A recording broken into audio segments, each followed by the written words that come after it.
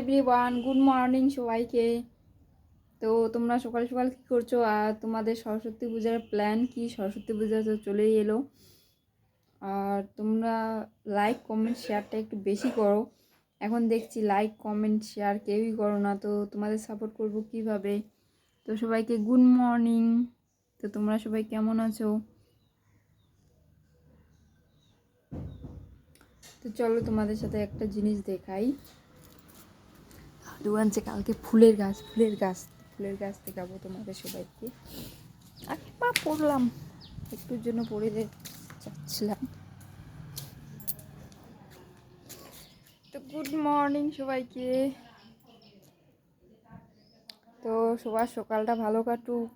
তোমরা এখন কি করছো সবাই কমেন্টে জানাই দাও।